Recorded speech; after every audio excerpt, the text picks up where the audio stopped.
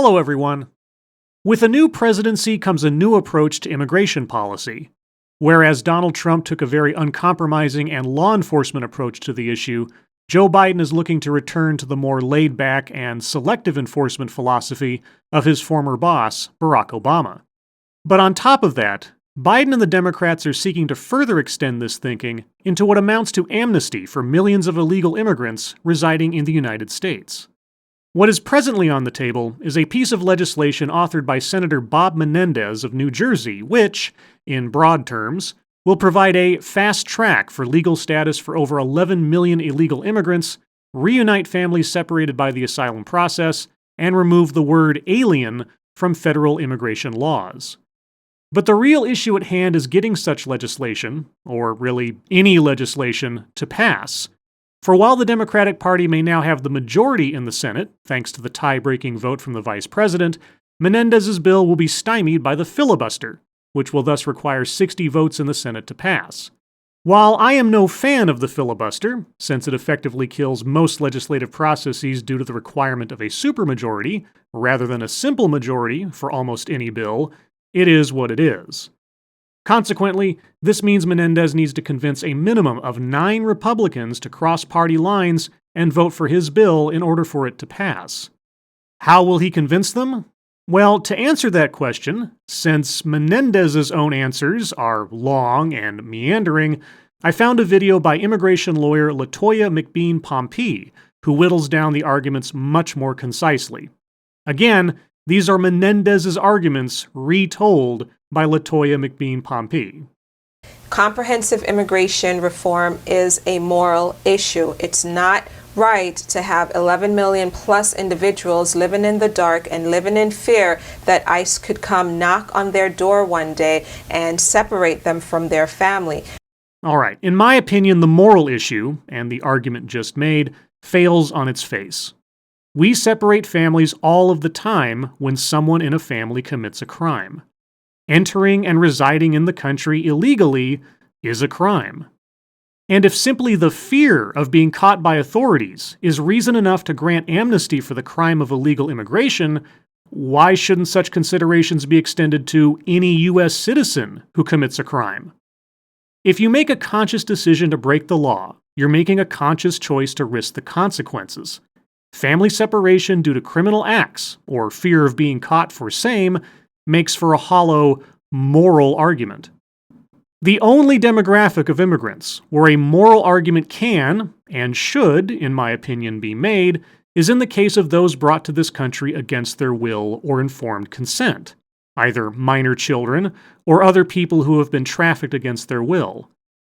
Those are the only immigrants deserving of a moral consideration for amnesty. When in fact, under the coronavirus pandemic, as we've all seen, essential workers are overwhelmingly undocumented individuals.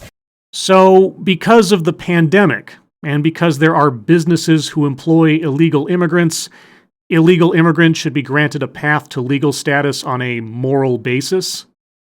Again, it doesn't wash with me. Those circumstances would not absolve any U.S. citizen from having to take responsibility for a criminal act. Why should such be different for an illegal immigrant? The second argument that he makes is that it's in our national interest to bring these individuals into the light rather than keep them in darkness.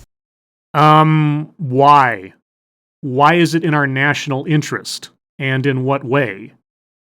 Now, though it's not said in this video, Menendez slightly clarifies what coming out of the darkness would entail in a separate interview.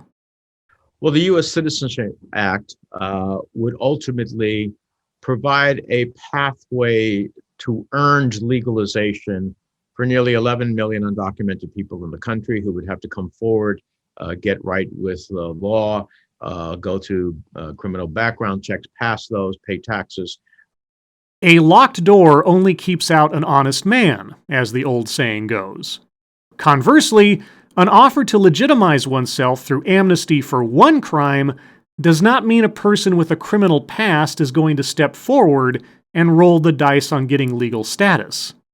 Those with additional criminal records from their home countries will remain in hiding, and those with further ill intent are not going to turn themselves over to authorities for a background check. Threats will remain threats, even if this legislation passes. Third argument that he makes, it is in the economic interest of the U.S. to bring individuals into the light. He mentioned in the interview that back in 2013, the Congressional Budget Office, CBO, did a report to estimate what is the likely impact of that 2013 immigration reform bill. And according to that report, our deficit would have been reduced by $850 billion, and the economy would have grown by $1.5 trillion, and that also $300 billion would be added to the Social Security Trust Fund. I have heard this argument or ones like it many, many times before, and it always confuses me. It suggests we should accept a profit motive as a reason to grant amnesty, that legal status in this country can essentially be bought and paid for. It also sounds rather exploitative, doesn't it? Looking at millions of people who broke the law and cheated the system to be here as sources of revenue if only we forgive them this one transgression. Save for DACA, or the DREAM Act, or instances of genuine crisis of fleeing a war zone, political oppression, or any other form of reasonable crisis needing asylum, granting blanket amnesty for the offered reasons doesn't make any sense to me, and I'll be mightily surprised if they sway stalwart Republicans, even if party loyalty wasn't already an overwhelming hurdle. Either our laws mean something, or they don't. Either our borders are to be respected, or they are not. Either applying for citizenship or residency, jumping through all the hoops, following all the rules, and exemplifying what we as citizens expect of ourselves and from one another means something, or it doesn't. Time will tell which way the wind will blow. As always, thank you for watching.